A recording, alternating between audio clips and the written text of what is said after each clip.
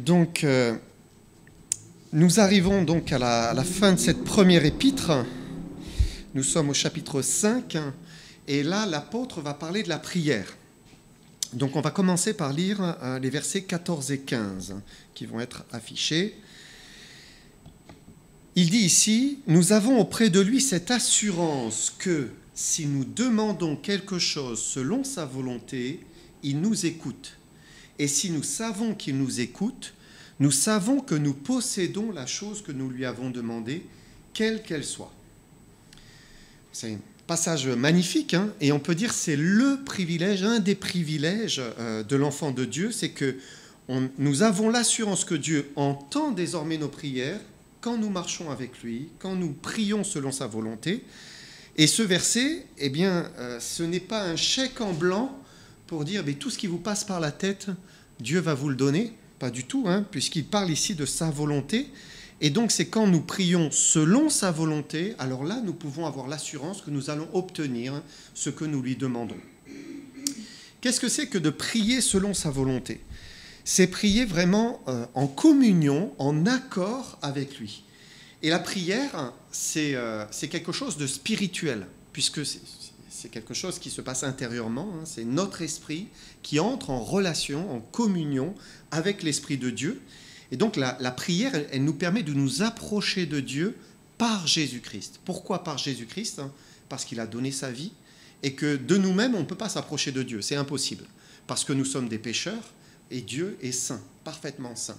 Mais par Jésus-Christ, qui est mort pour nous, alors eh bien, c'est lui qui nous ouvre en fait le ciel, c'est lui qui est le médiateur, c'est lui qui nous permet d'accéder au Père si nous croyons qu'il est mort pour nos péchés. Donc c'est pour cela que c'est important de passer par Jésus-Christ. C'est aussi pour cela qu'il a dit « Tout ce que vous demanderez en mon nom, dans le nom de Jésus-Christ, je vous le donnerai. » Et ça veut dire que notre esprit humain peut entrer en relation, en communion avec l'Esprit de Dieu, puisque Dieu est esprit. Et là, eh bien, quand on entre dans une communion avec l'Esprit de Dieu, c'est lui qui peut inspirer nos prières. C'est lui qui peut remplir notre bouche, remplir notre cœur et permettre que l'on prie selon sa volonté. Et la prière, c'est à ce moment-là qu'elle est réellement, eh bien, ce qu'il dit au verset 15, hein, quand il dit « Et si nous savons qu'il nous écoute, nous savons que nous possédons la chose que nous lui avons demandée, quelle qu'elle soit. » Quelle qu'elle soit. Ça veut dire que Dieu exauce toujours ce qu'il a inspiré lui-même. C'est ça. Si nous sommes en communion avec lui, il nous inspire, nous prions, mais nous prions ce qu'il veut lui. Et finalement, eh bien, il exauce notre prière parce que nous avons prié selon sa volonté. Et c'est pour cela qu'il est vraiment important de prier en communion, hein, en unité, en relation avec Dieu, selon sa volonté, inspirée par lui. Et pour l'être, en communion avec lui, eh bien, il faut maintenir cette relation avec lui. C'est un peu comme un instrument de musique, comme une guitare ou un violon. De temps en temps, eh bien, les cordes bougent, il faut réaccorder, retendre hein, de nouveau un petit peu. Eh bien, c'est la même chose. Nous, il faut qu'on reste en communion avec Dieu, qu'on reste au même diapason avec le Seigneur. Sinon, eh bien, on ne va pas prier selon sa volonté, on ne va pas prier en communion avec lui. Et c'est vrai que la vie, elle peut petit à petit se désaccorder. C'est un petit peu comme si on change de partition. On n'est plus sur la même partition que le Seigneur. On est en désaccord. Hein. Et là, eh bien, on ne va plus prier selon sa volonté, mais on va prier plutôt notre volonté. Et forcément, eh bien, Dieu ne peut pas exaucer. Et chaque chrétien doit apprendre à demeurer en lui, à rester lié à lui, hein, à l'aimer, à l'adorer, à le laisser en premier dans sa vie, parce que c'est là, dans ce souci de marcher avec lui, que nous sommes en communion avec lui. Alors, eh bien, il peut inspirer sa volonté dans nos prières. Et là, en priant selon sa volonté, comme dit le verset, nous savons qu'il nous écoute, et nous savons aussi que nous possédons la chose que nous lui avons demandée, quelle qu'elle soit. Alors, le quelle qu'elle soit, ça peut faire rêver. Quelle qu'elle soit, c'est immense, hein. On peut rêver de choses grandes, magnifiques, extraordinaires par la foi. Après tout, pourquoi ne pas imaginer que Dieu nous utilise pour faire des prières qui sont très importantes, qui vont changer et faire voilà, des grands changements, hein, pourquoi pas, c'est possible. Mais c'est intéressant de voir ce que dit Jean juste après cela. Regardez les versets suivants, versets 16 et 17. Il dit, si quelqu'un voit son frère commettre un péché qui ne mène point à la mort, qu'il prie, et Dieu donnera la vie à ce frère. Il la donnera à ceux qui commettent un péché qui ne mène point à la mort. Il y a un péché qui mène à la mort. Ce n'est pas pour ce péché-là que je dis de prier. Toute iniquité est un péché. Il y a tel péché qui ne mène pas à la mort. Donc Jean nous dit,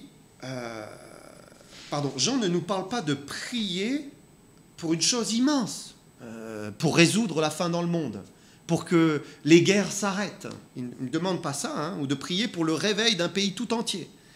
Mais il nous parle, il nous exhorte à prier pour un frère en particulier. Un frère qui ne va pas bien, un frère qui est tombé dans le péché, c'est ce qu'il dit. Et finalement, la volonté de Dieu, elle est premièrement là. Parce qu'on pourrait vouloir prier pour des grandes choses, c'est bien. Mais Dieu nous pousse à nous occuper d'une manière concrète de ceux qui sont autour de nous. Et de prier pour nos frères, hein, d'avoir un souci de ceux qui sont proches. Les frères et sœurs que nous côtoyons, que nous connaissons, qui sont tout autour de nous. Et Jean dit, si quelqu'un voit son frère, c'est intéressant ce verset, si quelqu'un voit son frère, ça veut dire déjà qu'il voit son frère, il se soucie de lui en fait, il a un intérêt pour lui, hein. Il se préoccupe pour lui, s'intéresse à lui, il y a une relation fraternelle avec lui, hein. Et alors là, eh bien, dans cette relation, cette communion avec son frère, il peut voir son frère qui tombe, qui commet un péché. Et là, eh bien, nous allons pouvoir prier pour lui et prier que Dieu secourt, que Dieu délivre ce frère, hein, qui le libère de son péché. Et là, eh bien, c'est une prière qui est agréable à Dieu. C'est sa volonté. C'est une prière qui est utile, une prière qui est vraiment dans la pensée de Dieu. Parce que c'est ce que Dieu veut. Dieu veut sanctifier son Église. Ça veut dire qu'il veut la purifier du péché. Alors, eh bien, ce passage de la Bible, il a été sujet à discussion, hein, il l'est encore, hein, parce que Jean dit de prier pour le frère qui commet un péché qui ne mène point à la mort. Alors, eh bien, beaucoup se sont posé la question, mais qu'est-ce que c'est que ce péché, hein, il semble qu'il n'y en ait qu'un, un péché qui mène à la mort. Certains se sont demandé, est-ce que c'est le blasphème contre le Saint-Esprit? Donc c'est un péché qui est nommé dans les évangiles, hein. Est-ce que c'est quelque chose que l'on ne sait pas, voilà, un péché inconnu? Alors, il faut prendre le texte et puis eh bien, étudier le texte. Et qu'est-ce qu'on voit dans le texte? D'abord, Jean dit qu'il s'agit d'un frère. Hein, un frère. C'est important. Ce n'est pas n'importe qui. Ce n'est pas quelqu'un voilà, qu'on croise dans la rue. Hein, c'est un frère. Un frère dans le Seigneur, ça veut dire que c'est quelqu'un qui a cru en Jésus-Christ. C'est quelqu'un qui aime Dieu, hein, et qui s'est donné à Dieu et qui a cru vraiment qu'il était mort pour ses péchés. Il dit, si quelqu'un voit son frère, etc., Dieu donnera la vie à ce frère. C'est répété. Donc, ça ne peut pas être ce que Jésus appelle le blasphème contre le Saint-Esprit. Alors, j'explique un petit peu, pour ceux qui ne sont pas très, très au fait du sujet, hein, qu'est-ce que le blasphème contre le Saint-Esprit? C'est un péché qui est relevé dans les évangiles par Jésus lui-même. Et pour bien comprendre ce que c'est que ce blasphème, il faut retourner dans les évangiles et lire le texte. Alors on va lire ensemble Marc 3, versets 28 à 30. Donc c'est Jésus qui dit « Je vous le dis en vérité, tous les péchés seront pardonnés aux fils des hommes et les blasphèmes qu'ils auront proférés. Mais quiconque blasphémera contre le Saint-Esprit n'obtiendra jamais le pardon. Il est coupable d'un péché éternel. » Jésus parla ainsi parce qu'il disait « Il est possédé d'un esprit impur. » Donc un passage très fort, hein. Jésus dit « Tous les péchés peuvent être pardonnés. Tous. » Incroyable, hein? Même les blasphèmes contre Dieu, contre le Fils de Dieu. Il y a beaucoup de gens, hein, qui détestent Jésus-Christ, qui l'insultent, qui le méprisent. Même ça peut être pardonné. Ça, c'est possible. Mais par contre, le blasphème contre le Saint-Esprit, alors là, eh bien, là, ça n'est pas pardonnable. Alors, les Juifs religieux, pour le contexte et comprendre, hein, les Juifs religieux, les rabbins, les scribes de l'époque, voulaient attaquer Jésus sans cesse, hein, et ils le voyaient faire des miracles, guérir des personnes, mais ils le voyaient aussi délivrer des personnes qui étaient possédées d'un esprit impur. Ils avaient un mauvais esprit, un démon en eux, hein, qui leur faisait faire des choses insensées, violentes, folles. Et Jésus les délivrait. Il chassait les démons, les personnes se retrouvaient dans leur bon sens, libérées, avec leur raison. Et à ce moment-là, eh bien, ces Juifs religieux qui n'aimaient pas Jésus, qui ne voulaient pas de lui, hein, en tant que Messie, hein, disaient « Il est possédé d'un esprit impur. Jésus est possédé d'un esprit impur. » Et c'est complètement absurde. Comment Jésus, en étant possédé d'un esprit impur, aurait pu chasser des esprits impurs? C'est absurde. D'ailleurs, Jésus montrera l'absurdité avec une autre illustration, hein. Mais en disant cela, ces Juifs religieux étaient en train de commettre un blasphème contre le Saint-Esprit qui était en Jésus. Pourquoi? Parce qu'ils étaient en train d'attribuer à l'Esprit de Jésus des œuvres démoniaques. Ils disaient que l'Esprit de Dieu est un démon, c'est un mauvais esprit. Jésus dit, ce péché-là, il est impardonnable. Il n'obtiendra jamais le pardon. Jésus dit, il est coupable d'un péché éternel. Et quand on réfléchit au Saint-Esprit, eh bien on comprend, hein, c'est très compréhensible, hein, puisque le Saint-Esprit, c'est l'Esprit qui attire nos âmes vers Dieu. C'est l'Esprit qui nous convainc de péché, qui va travailler dans notre cœur, qui va nous montrer qu'on a besoin de Dieu, qu'on a besoin de se repentir, que Dieu est un Dieu juste, que Dieu est un Dieu saint, qu'il y aura un jugement à la fin. C'est l'Esprit de Dieu qui convainc notre âme. C'est lui qui nous ouvre les yeux sur l'Évangile. C'est lui qui nous permet de comprendre Jésus-Christ crucifié, mort à notre place. Donc c'est lui qui nous attire. Et quand on s'approche de Jésus-Christ et que l'on croit en lui, c'est lui qui nous fait naître de nouveau, dit la Bible. Ça veut dire c'est lui qui régénère notre esprit et qui nous fait naître de nouveau. On devient une nouvelle créature en lui. C'est lui qui vient habiter dans notre cœur. C'est lui qui nous scelle. C'est lui qui nous adopte. C'est lui qui fait de nous ses enfants, les enfants de Dieu pour l'éternité. Et c'est lui ensuite qui nous préserve jusqu'à la fin. Donc quand vous voyez l'œuvre du Saint-Esprit, et encore, je ne suis pas allé dans le détail, hein, elle est vraiment très importante dans le salut. Jésus, on peut dire qu'il a accompli le salut en mourant pour nos péchés sur la croix, mais l'Esprit, c'est celui qui vient appliquer le salut dans notre vie. En fait, il le rend concret, réel, effectif. Et sans l'Esprit, eh bien, il serait impossible d'être sauvé tel que Dieu l'opère aujourd'hui. Puisque Dieu sauve par la foi en Jésus-Christ mort pour nos péchés, mais il sauve par son Esprit qui vient habiter dans notre cœur. Alors Dieu dit que c'est un péché éternel que de rejeter l'Esprit en disant qu'il est impur, qu'il fait partie du mal, que c'est un esprit qui est mauvais. C'est impossible. À ce moment-là, eh bien, c'est se fermer la porte du ciel. L'Esprit de Dieu ne viendra plus convaincre de péché, de justice, de jugement. Il ne viendra plus attirer vers Dieu. Et la porte de la grâce, elle se ferme définitivement. Alors, bien, si on revient à notre texte de Jean, il n'est pas possible que Jean ait voulu parler de ce péché-là. Pourquoi? Parce que le texte, nous l'avons lu, hein, il parle d'un frère. C'est un frère. Quelqu'un qui a reçu le Saint-Esprit, quelqu'un qui est un enfant de Dieu.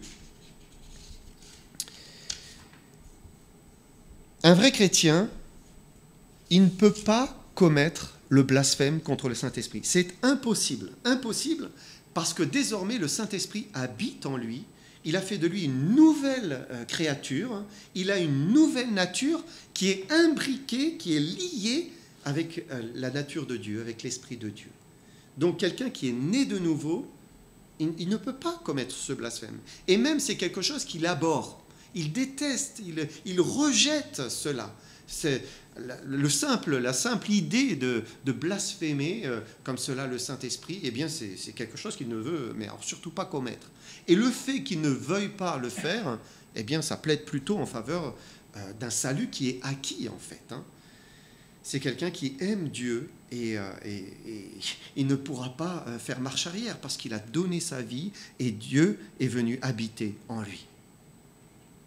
Alors dans ce passage, lorsque Jean parle d'un péché qui mène à la mort, qu'est-ce qu'il veut dire ? Très certainement, il veut dire un péché qui mène à la mort physique. Ce n'est pas quelqu'un qui va mourir éternellement, c'est-à-dire quelqu'un qui va être séparé de Dieu pour l'éternité, mais c'est quelqu'un qui va mourir physiquement. Il va perdre la vie, comme un châtiment. Si quelqu'un voit son frère commettre un péché qui mène à la mort, entre parenthèses, je rajoute physique, qu'il prie, et Dieu rendra la vie à ce frère. Alors, je vous remets le verset. Il la donnera à ceux qui commettent un péché qui ne mène point à la mort, entre parenthèses, physique. Parce que la mort physique, c'est un châtiment que Dieu peut permettre pour des enfants de Dieu quand ils font des choses qui sont graves, très graves. Alors c'est intéressant de regarder, de feuilleter la Bible et de voir qu'il y a plusieurs exemples. Premier exemple, c'est le cas d'un jeune homme qui a commis un inceste dans l'église de Corinthe. Donc l'épître aux Corinthes, c'est une lettre qui a été écrite aux chrétiens qui habitaient Corinthe. Donc il y a deux épîtres, première épître aux Corinthiens, deuxième épître. Et dans la première épître, eh bien, Paul explique cette histoire, ce qui s'est passé. En fait, c'est un jeune homme qui a perdu sa mère. Donc son mari, le père de ce jeune homme était veuf. Il s'est probablement remarié avec une jeune femme. Et le fils, qui était déjà peut-être, je ne sais pas, 18-20 ans, eh bien, il a eu une relation, et même il continuait, semble-t-il, avec la jeune femme de son père. Donc il a commis un inceste. Et la chose, c'est que dans l'église de Corinthe, une assemblée locale, il ne disait rien, il ne condamnait pas. Il laissait faire la chose. L'apôtre Paul arrive à Corinthe, il apprend cela, et là, eh bien, il va dire non. Non. Et regardez ce qu'il dit. Il dit, au nom du Seigneur Jésus, vous et mon esprit étant assemblés avec la puissance de notre Seigneur Jésus, qu'un tel homme soit livré à Satan pour la destruction de la chair, afin que l'esprit soit sauvé au jour du Seigneur Jésus. Qu'est-ce que la destruction de la chair ? La destruction de la chair, c'est la mort physique en fait, qu'il soit livré à la mort physique. Il avait gravement péché, il avait souillé le témoignage même de l'assemblée locale du Seigneur. Alors Dieu dit, on le livre à Satan, on le livre au diable, pour que, il permette sa mort physique. Il va lui reprendre sa vie. Qu'il soit livré à Satan pour la destruction de la chair. Mais Paul ajoute, et c'est ça qui est important, juste après il dit, afin que l'esprit soit sauvé au jour du Seigneur Jésus. Donc, ce jeune homme ne sera pas perdu pour l'éternité, il sera sauvé au jour du Seigneur Jésus. Ça veut dire que lorsque Jésus permettra la résurrection, ce jeune homme va ressusciter aussi. Il sera sauvé, comme les autres. Pourquoi ? Parce qu'il est né de nouveau. Parce qu'il connaît réellement le Seigneur Jésus-Christ, mais il est tombé. Il est tombé dans quelque chose qui est dramatique, qui est vraiment dramatique, grave. Et Dieu peut châtier en reprenant la vie. S'il juge, ça dépasse la limite, à ce moment-là, il peut permettre un châtiment par la mort. Et la Bible explique que Dieu est un père. Il est un bon père. Et la Bible dit, je vous cite une portion de verset qui dit « Car quel est le fils qu'un père ne châtie pas ?» Dieu se prend en exemple. Quel est le fils qu'un père ne châtie pas ? Sous-entendu, c'est nécessaire de châtier aussi ses enfants. Et donc, un enfant de Dieu qui commet un tel péché de débauche, Dieu peut l'amener à la mort. Il reprend sa vie. Puisque cet enfant ne veut plus faire ce qui est bien, se repentir, marcher avec moi, eh bien je le reprends. C'est ce qu'il fait. Je vous donne un deuxième exemple. On est toujours dans l'Épître aux Corinthiens. Il y a pas mal de choses à dire dans l'Épître aux Corinthiens. Hein. Donc, c'est par rapport à ceux qui ont pris la scène. Donc, ce sont ceux qui sont morts suite au fait d'avoir pris la Sainte Seine d'une manière irrespectueuse. Dieu a instauré le repas du Seigneur. Le repas du Seigneur, c'est le repas qu'il a pris pour la dernière Pâque, hein, quand il était avec ses disciples, qu'il a partagé le pain, qu'il a partagé le vin. Et donc, on appelle cela la Seine, hein, ou la Sainte Seine. On aime à dire qu'elle est sainte. Pourquoi ? Parce que c'est quelque chose qui est mis à part. C'est un repas que le Seigneur a voulu que l'on prenne en mémoire de lui. C'est ce que dit la Bible. Hein. Chaque fois qu'on prend le pain et le vin, on se souvient de ce que Jésus-Christ a fait et on se souvient qu'il va revenir. Hein. C'est en mémoire de lui. Et c'est quelque chose qui est, qui est à part, qui est saint pour le Seigneur, hein, parce que c'est une image de son corps, c'est une image de son sang. Et donc Dieu ne veut pas qu'on puisse prendre le pain et le vin d'une manière qui est impure, souillée ou avec un manque de respect. Mais à Corinthe, encore à Corinthe, hein, ils prenaient le pain et le vin, mais avec irrespect par rapport au Seigneur Jésus-Christ. Certains même étaient ivres. Ils étaient complètement saouls et ils prenaient le pain, ils prenaient le vin. Regardez ce que Paul dit. Que chacun donc s'éprouve soi-même et qu'ainsi il mange du pain et boive de la coupe. Car celui qui mange et boit sans discerner le corps du Seigneur mange et boit un jugement contre lui-même.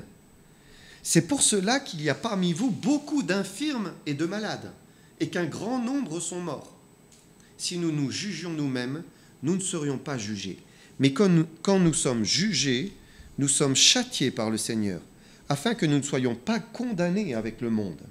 Ainsi, mes frères, lorsque vous vous réunissez pour le repas, attendez-vous les uns les autres.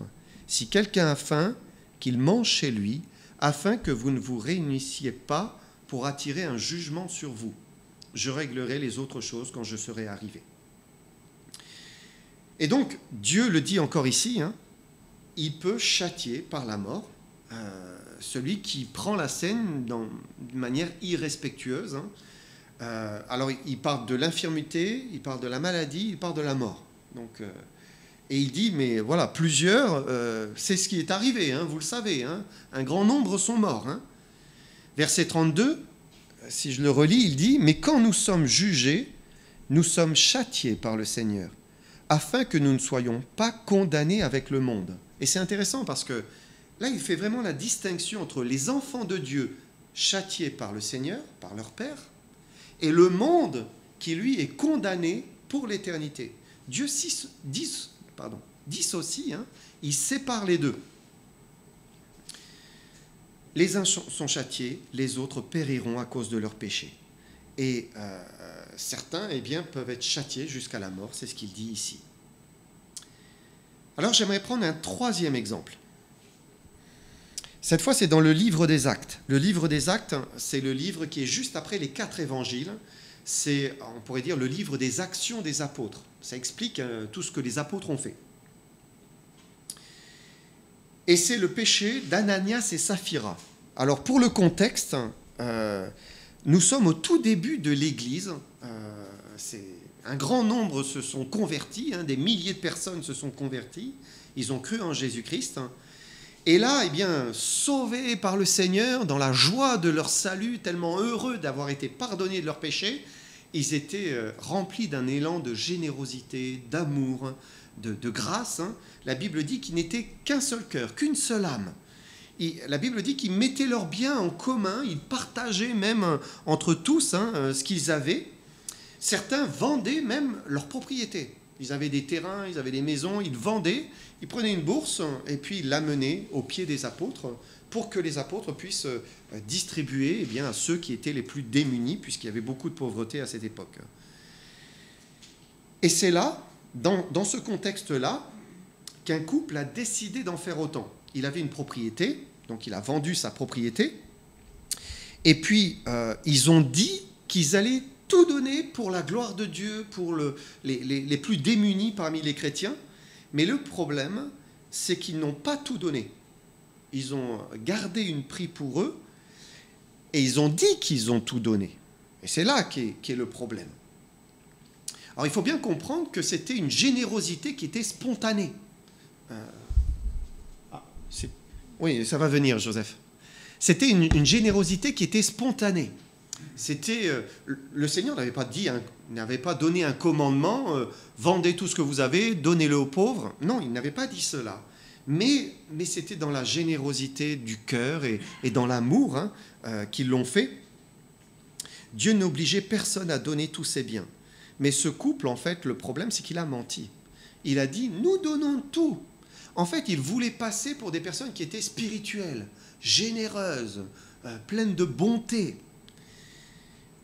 Mais en fait, c'était le contraire. Ils étaient menteurs et leur cœur était resserré. Et voilà, ils voulaient tricher d'une certaine manière et paraître quelqu'un de bien alors qu'il ne l'était pas. Ils avaient gardé une partie du prix pour eux. Regardez ce que dit donc Pierre en Actes. Pierre lui dit, Ananias, pourquoi Satan a-t-il rempli ton cœur au point que tu mentes au Saint-Esprit et que tu aies retenu une partie du prix du champ? S'il n'avait pas été vendu, ne te restait-il pas? Et après qu'il a été vendu, le prix n'était-il pas à ta disposition? Comment as-tu pu mettre en ton cœur un pareil dessein? Ce n'est pas à des hommes que tu as menti, mais à Dieu. Ananias, entendant ces paroles, tomba, expira. Une grande crainte saisit tous les auditeurs. Les jeunes gens s'étant levés, l'enveloppèrent, l'emportèrent et l'ensevelirent. Et vous voyez ici, Pierre dit, mais est-ce que quand tu l'as vendu, est-ce que ça ne te restait pas? C'était à toi. Tu en faisais ce que tu voulais. Pourquoi avoir menti? Ça ne servait à rien. Tu donnais une partie si tu voulais, mais ce n'était pas la peine de dire que tu allais tout donner. Et le châtiment, il était immédiat. Et quand vous lisez la suite du livre des Actes, vous voyez que sa femme arrive. Pierre lui demande à quel prix avez-vous vendu le champ? Et elle aussi, elle ment. Et elle aussi, elle va tomber. Elle va mourir immédiatement.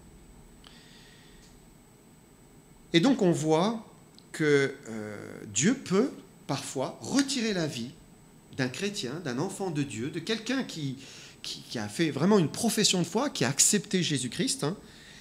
Mais c'est un châtiment.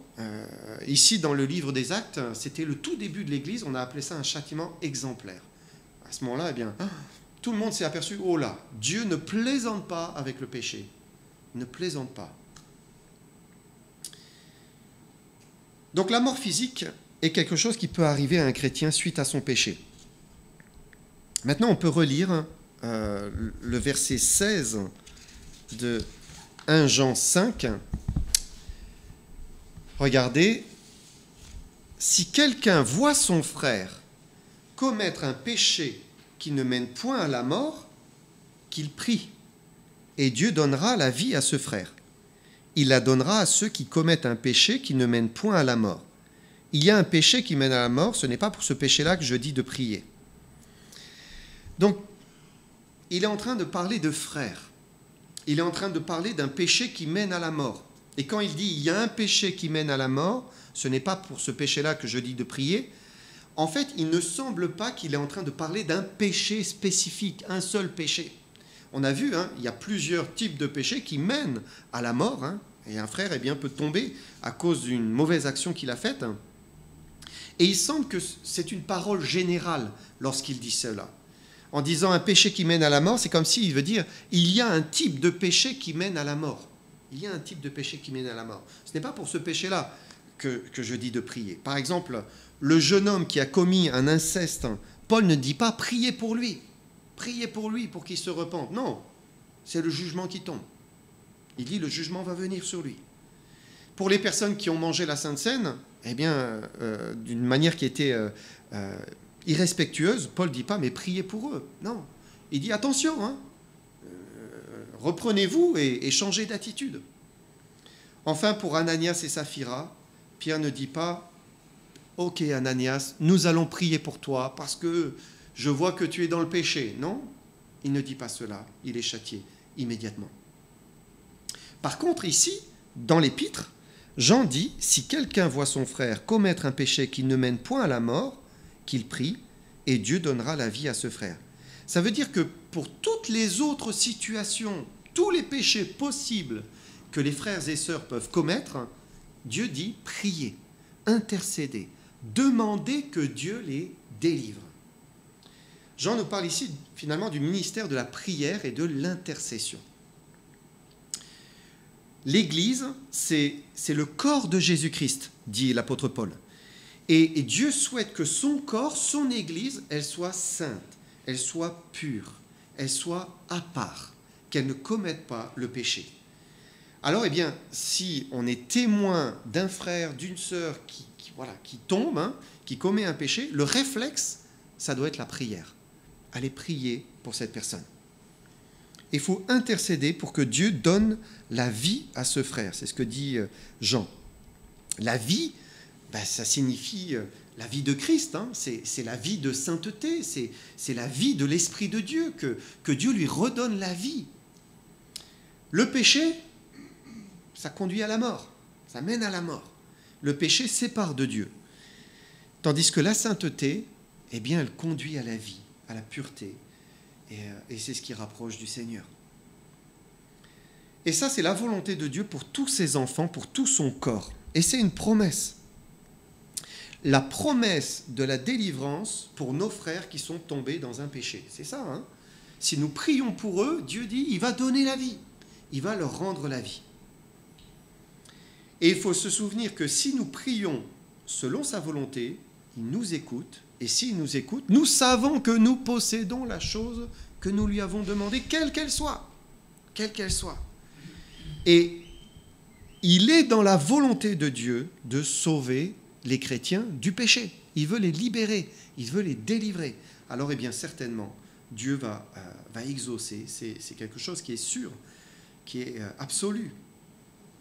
Et c'est une œuvre importante que Dieu met devant nous, en fait, de prendre soin de nos frères et sœurs, de prier pour eux, pour que Dieu eh bien, les préserve, les protège, les délivre. Verset 17, il dit « Toute iniquité est un péché, et il y a tel péché qui ne mène pas à la mort. » Entre parenthèses, notez ici, on pourrait de nouveau dire « Ah bah tiens, il y a un péché qui ne mène pas à la mort, tel péché qui ne mène pas à la mort. » Mais non. En fait, il est en train de parler d'une manière générale. Il y a le péché qui mène à la mort et le péché qui ne mène pas à la mort. Et Jean veut dire que si toute iniquité est un péché devant Dieu, tous les péchés ne conduisent pas à la mort. Tous les péchés sont mauvais, c'est certain, et peuvent entraîner des conséquences, mais pas forcément la conséquence de la mort à chaque fois. Alors Dieu va nous pousser toujours à prier pour nos frères et sœurs, et particulièrement pour ceux qui sont en état de chute, de faiblesse, de faillite, parce qu'ils ont commis quelque chose qui n'est pas irréparable. Et ça, c'est le travail du corps, finalement. C'est le travail de l'Église, de prendre soin. C'est aimer, en fait. C'est aimer nos frères et sœurs, avoir souci, nous exhorter, nous encourager. Entre parenthèses,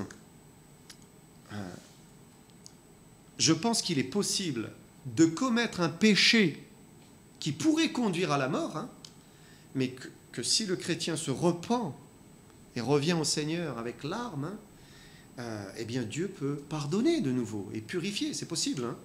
Et je vous donne un exemple en mémoire. Une sœur, un jour, qui m'a menti ouvertement, mais c'était un mensonge ouvert. On pourrait se dire, mais c'est terrible de mentir comme ça, là. Elle n'est pas morte immédiatement. Et je crois qu'elle s'est repentie. C'est certain, puisqu'elle a vécu encore de nombreuses années. Et donc, si on se repent, eh bien, Dieu peut sauver encore, par sa grâce, et garder de la mort physique. On va lire versets 18 et 19. Pour terminer. Nous savons que quiconque est né de Dieu ne pratique pas le péché. Mais celui qui est né de Dieu se garde lui-même, et le malin ne le touche pas. Nous savons que nous sommes de Dieu, et que le monde entier est sous la puissance du malin. Donc là, Jean arrive presque vraiment à la toute fin de son épître. Il y a encore 2 versets que nous verrons la prochaine fois. Mais ici, dans ces 2 versets, versets 18 et 19, il nous rappelle ce qu'est la vie chrétienne normale. Qu'est-ce que la vie chrétienne normale ? En fait, il en a déjà parlé dans son épître, quand on lit les précédents chapitres. Il dit « Quiconque est né de Dieu ne pratique pas le péché ». Celui qui est né par Dieu, par le Saint-Esprit, parce qu'il a cru en Jésus-Christ, il a vécu la nouvelle naissance, il dit qu'il ne pratique pas le péché. Et en fait, dans le terme, il veut dire il ne pratique pas d'une manière habituelle le péché. Ça ne fait plus partie de sa vie. Il n'a plus envie de pécher d'une manière habituelle. Bien sûr, les chrétiens tombent encore, ils peuvent chuter dans le péché, commettre une désobéissance, et ça arrive, mais repentance, on revient au Seigneur, il ne pratique pas d'une manière habituelle le péché. Il ne se plaît pas d'une manière habituelle dans le péché. C'est ce qu'il veut dire. Et c'est aussi pour cela que l'enfant de Dieu que l'on sait dans le péché, eh bien, il faut prier pour lui. Il faut prier pour lui parce qu'il n'est pas en train de vivre une situation normale. La situation normale, c'est de ne pas pratiquer le péché. Il est dans une situation qui est anormale. Jean dit, celui qui est né de Dieu se garde lui-même, et le malin ne le touche pas. Et quand un enfant de Dieu marche avec Jésus-Christ, eh bien, il a une bonne hygiène de vie. Il a une bonne hygiène spirituelle. Il va prendre soin de lire sa Bible. Il va prendre soin de s'approcher de Dieu dans la prière. Il va prendre soin d'avoir une communion avec les frères et sœurs. Et puis, il va prendre soin de confesser ses péchés dès qu'il tombe. Parce que, on se salit sur le chemin, mais dès qu'on prend conscience, aïe, j'ai désobéi, je n'ai pas fait ce que Dieu voulait, pardonne-moi, Seigneur, purifie-moi, s'il te plaît. À ce moment-là, s'il fait tout ça, s'il a cette hygiène de vie, eh bien, il se garde lui-même. Il est en train de se garder lui-même. Et même, Jean dit, le malin ne le touche pas. Parce que le diable, la Bible le nomme le tentateur. Il est celui qui essaye de faire tomber les hommes dans le mal. Il les pousse à la chute, il les pousse au péché. Pourquoi ? Parce que le diable ne veut pas que les enfants de Dieu, puisqu'on parle d'eux ici particulièrement, glorifient Dieu par leur vie. Il ne veut pas qu'ils glorifient Dieu par leur vie. Au contraire, il souhaite qu'ils tombent dans le péché pour que ce soit honteux, déshonorant pour leur Créateur, pour leur Dieu, et qu'ils déshonorent eux-mêmes Dieu, leur Sauveur. En fait, le diable se rit quand un chrétien tombe dans le péché. Parce qu'il dit, mais un enfant de Dieu, né de nouveau, qui a l'Esprit de Dieu, qui est dans le péché, il se rit de cela. C'est pour cela qu'il essaie d'affaiblir les enfants de Dieu, de leur faire des croche-pieds, de les faire tomber et les pousser à la chute. Mais si le chrétien se garde lui-même, on l'a vu, en s'attachant au Seigneur, en allant vers le Seigneur, en lisant sa Bible, et puis en confessant son péché immédiatement. Parce que c'est ça, je tombe, si je confesse immédiatement, je reste dans la lumière. Et le Seigneur, eh bien, il me permet d'être en communion avec lui, je suis mutuellement en communion avec lui. Si je reste dans le péché et la désobéissance, alors, eh bien, c'est là où ça finit par devenir un jeu qui nous amène plus loin dans le mal et dans le péché. Mais le chrétien qui se garde lui-même, qui marche avec le Seigneur, eh bien, il devient une proie difficile pour le diable. Pourquoi ? Parce qu'il se garde lui-même, parce qu'il est fort dans le Seigneur. Alors, eh bien, quand le diable vient le tenter, il repousse, il n'a pas envie, il rejette le péché, il dit non, je ne veux pas le faire. Et donc, c'est pour cela qu'il est important de se garder soi-même. Alors, ça ne veut pas dire que le diable ne va pas revenir à un autre moment, Quand on est fort dans le Seigneur, il nous tente, il essaye de nous faire tomber. On ne tombe pas, eh bien il revient un petit peu plus tard, hein, en espérant que nous soyons plus faibles pour nous faire tomber. Et Jean dit, il y a dans notre monde deux puissances invisibles qui s'affrontent. Verset 19, il dit, nous savons que nous sommes de Dieu et que le monde entier est sous la puissance du malin. Donc, deux vérités. La première, et c'est un peu c'était l'objet de toute son épître, hein, dans toute la lettre, hein, il est en train de rassurer ces jeunes chrétiens, de leur dire, mais vous avez cru au Seigneur Jésus-Christ, vous êtes sauvés, vous êtes de Dieu. Et il leur dit, nous savons que nous sommes de Dieu parce que nous lui appartenons, nous sommes ses enfants. Mais la deuxième vérité, c'est que le monde entier est sous la puissance du malin. Et là aussi, aucun doute, hein, c'est très très clair. Hein. La souillure, le péché, les excès, la folie, c'est partout dans ce monde. Alors forcément, même les frères peuvent être tentés, ils peuvent chuter. Et Jean nous rappelle, eh bien, on doit veiller les uns sur les autres, hein, s'exhorter, prier surtout les uns pour les autres, pour que, eh bien, ensemble, nous tenions ferme dans le Seigneur, hein, que nous ne tombions pas. Et il y a un chemin pour l'enfant de Dieu au milieu d'un monde qui est sous la puissance du malin. Hein, le péché, voilà, il est partout, hein, mais il y a un chemin pour l'enfant de Dieu. Mais ce n'est pas un chemin où on peut marcher seul. On a besoin les uns des autres. Hein. On a besoin d'être ensemble, de prier les uns pour les autres, pour justement être ferme, être fort, hein, et ne pas chuter. Et puis pour revenir au Seigneur, si jamais on a chuté, puisque c'était l'objet du sujet, hein, de cette fin d'épître. Hein. Si un frère, eh bien, est tombé dans un péché, priez pour lui, et alors le Seigneur rendra la vie à ce frère. Voilà, deux versets.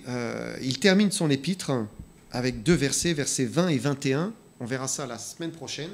Donc le sujet, c'est la divinité de Jésus-Christ. Donc on verra ça ensemble la prochaine fois. Voilà, que le Seigneur vous bénisse.